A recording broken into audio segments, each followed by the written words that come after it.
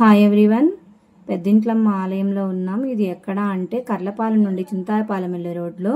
ఆలయం విశిష్టత ఏమిటి అంటే అమ్మవారు వేరే ఊరు నుండి ఈ ఊరు వచ్చారంటండి. ఎలాగని అడిగితే అక్కడ ఆమె చెప్పింది, మా రాజులు అక్కడ గోధుమలు పండించి తీసుకురావడానికి వెళ్ళారు.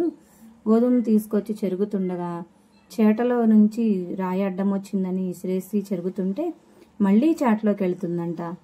కాదని మళ్ళీ తీసి మళ్ళీ చెరుగుతుంటే మళ్ళీ గోధుమ చాటలోకి వెళ్తుందంట. మళ్ళీ తీసేస్తే వేరే వాళ్ళ వంటి మీదకు వచ్చి, నేను వేరే ఊరు నుండి నేను ఇక్కడికి వచ్చాను, నన్ను ఇక్కడ నిలపండి, మీరు నా పుట్టింటి వాళ్ళై పూజలు చెయ్యండి అని అడిగారంట అమ్మవారు. ఇంకా అప్పటి నుంచి ఇక్కడ రాజులు ఆలయం కట్టించి ఆ గుడి మెయింటెనెన్స్ అంతా వాళ్ళే చేస్తున్నారంటండి. గుడి అయితే చాలా బాగుంటుంది. అక్కడ పెళ్ళిళ్ళు, పొంగళ్ళు, మేకలు, మామూలు కోళ్ళు అన్నీ అన్ని మొక్కుబళ్ళు అక్కడ చెల్లించుకోవడానికి అన్ని సౌకర్యాలు ఉన్నాయి. ఇంకేంటంటే పెళ్ళిళ్ళకు కూడా కళ్యాణ మండపం ఉంది. కళ్యాణ మండపం కూడా వీడియో తీసాం, అయితే చాలా బాగుంది. గుడి అయితే మొత్తం ఇది అండి. ఇది కూడా చూపించుదామని తీసాను. ఇక్కడైతే అష్టలక్ష్మి ఫొటోస్ ఉన్నాయి, మొత్తం అమ్మవార్లు.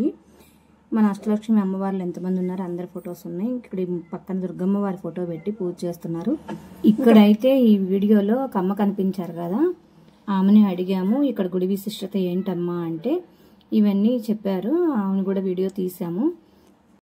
ఇక్కడ ఏంటి అంటే గుడిలోకి వెళ్ళేటప్పుడు కుడి చేతి వైపు నాగేంద్ర స్వామి శిలలు 2 ఉన్నాయి చెట్టు కింద.